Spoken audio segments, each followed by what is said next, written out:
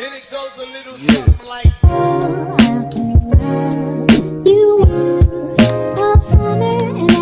berikutnya mungkin akan kita lanjutkan untuk berikutnya, yaitu presentasi yang akan disampaikan oleh Mbak Siti Nurhaliza.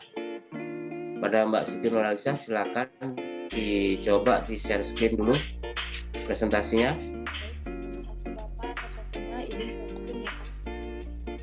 Sudah terlihat Bapak? Baik, sudah. Nah, silakan Mbak Siti Nurhaliza untuk mempresentasikan rancangan aktualisasinya. Baik, saya mulai. Pertama-tama yang terhormat, yang saya hormati Ibu Aida Ahmad, SPMM, selaku penguji, serta mentor dan coach, juga pendamping saya. Izinkan saya memaparkan rancangan aktualisasi yang berjudul Peningkatan Pemahaman Ibu Hamil dengan Resiko Tinggi melalui konseling dan media promosi di ruang bersalin Rumah Sakit Umum Daerah Kalisayan.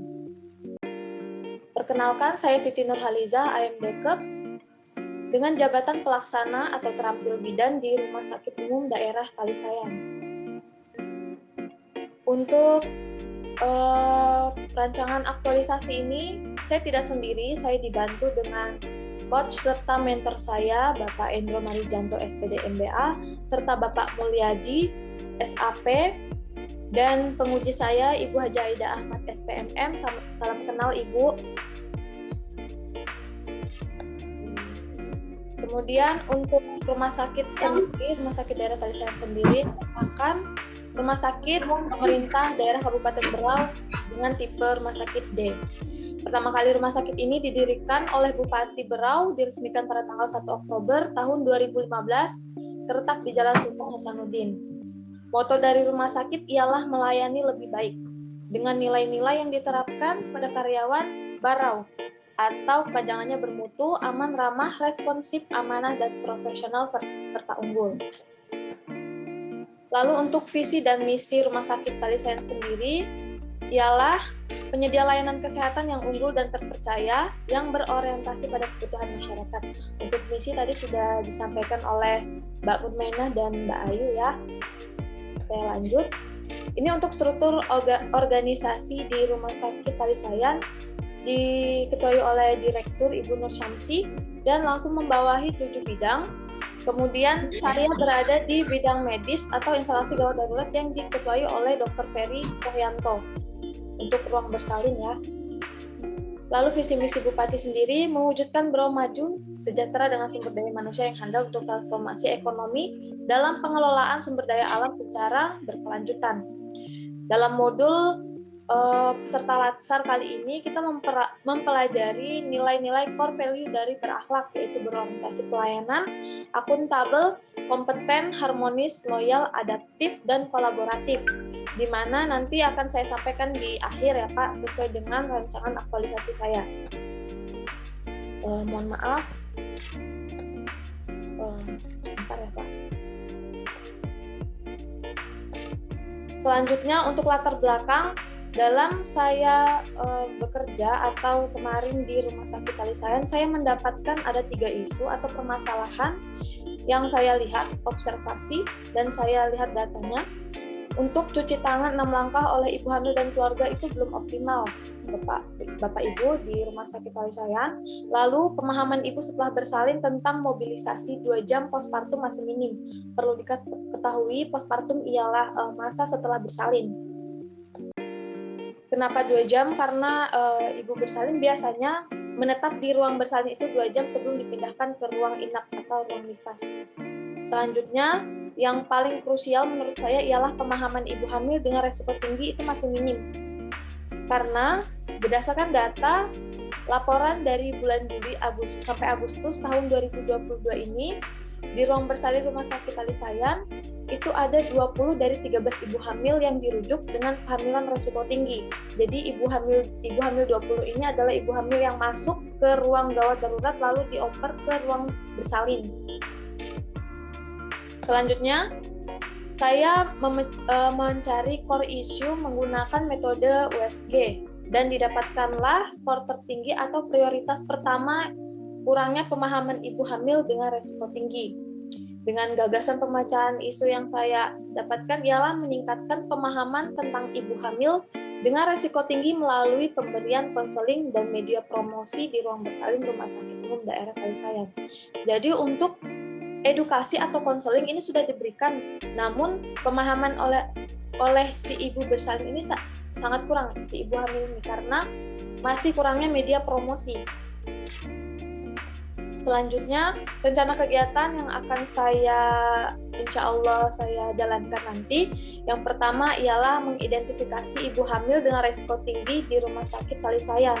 Nanti untuk tahapan kegiatannya, pertama saya akan melakukan anamnesa terlebih dahulu untuk data subjektif ibu hamil yang masuk di ruang bersalin, lalu melakukan data objektif. Untuk data subjektif itu biasanya kita anamnesa Bapak Ibu, seperti wawancara. Lalu untuk data objektif kita melakukan pemeriksaan. Nanti akan didapatkan catatan subjektif dan objektifnya. Ini sejalan dengan core value berakhlak, yaitu berorientasi pelayanan. Saya akan melakukan pelayanan dengan prima, dan saya akan mencatat hasil rekamannya secara runtut di rekam medis. Selanjutnya, kegiatan yang kedua ialah saya akan merevisi SOP edukasi ibu hamil dengan resiko tinggi sesuai dengan masalahnya. Jadi, untuk SOP ini kita sudah ada untuk ibu hamil resiko tinggi. Namun, nanti akan saya lebih revisi lagi dan mencari referensi akan saya sesuaikan dengan masalah yang dialami oleh ibu hamil yang sudah saya identifikasi tersebut. Selanjutnya, membuat media promosi. Media promosi yang saya pakai ialah poster dan lembar balik ibu hamil dengan risiko tinggi. Nanti saya akan mencari referensi terlebih dahulu, poster dan lembar baliknya, lalu akan membuat poster dan lembar balik tersebut. Dari hasil tersebut akan menyampaikan tersedianya referensi poster dan lembar balik ibu hamil, lalu posternya akan tersedia. Ini sejalan dengan core value berakhlak, ya berorientasi pelayanan dan adaptif. Saya akan berinovasi untuk pembuatan poster dan lembar baliknya sesuai referensi yang saya dapatkan. Selanjutnya, saya akan mempromosikan poster ibu hamil dengan resiko tinggi di akun Instagram Rumah Sakit Kalisayan. Nah, ini saya akan mengirimkan poster kepada pihak Humas Rumah Sakit Umum Daerah Kalisayan selaku yang memegang akun Instagram Kalisayan. Ini sejalan dengan kompeten dan kolaboratif, yaitu menjalin kerjasama dengan Humas Rumah Sakit Umum Daerah Kalisayan.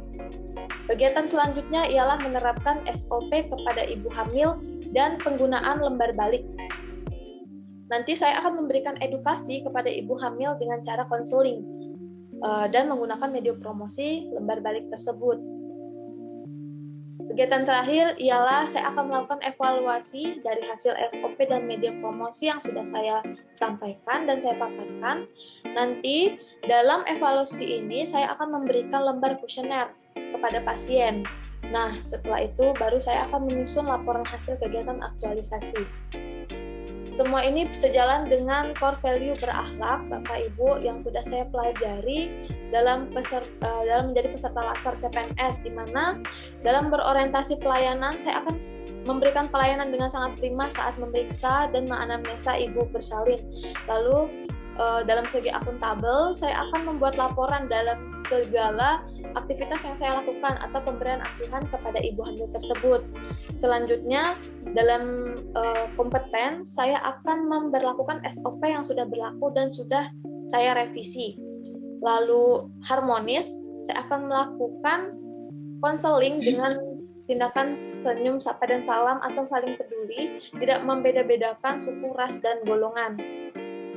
Untuk adaptif sendiri, saya akan memberikan karya terbaik dan berinovasi, serta kolaboratif. Saya akan membangun kerjasama yang baik dengan Rumah Sakit Umum Daerah Kalisayan untuk membangun loyalitas yang tinggi. Ini kira-kira jadwal kegiatan untuk identifikasi ibu hamil. Saya akan melakukan di bulan Agustus minggu ketiga ya Bapak Ibu, karena saya nanti rancangan aktualisasinya kita turun ke lapangan itu sekitar minggu ketiga, lalu keempat, sampai nanti minggu ketiga di bulan September. Itu jadwal evaluasi. Kira-kira begitu pemaparan dari saya, Bapak dan Ibu. Kurang lebihnya mohon dimaafkan. Saya mohon arahan dan bimbingan serta masukan untuk rancangan aktualisasi saya. Terima kasih.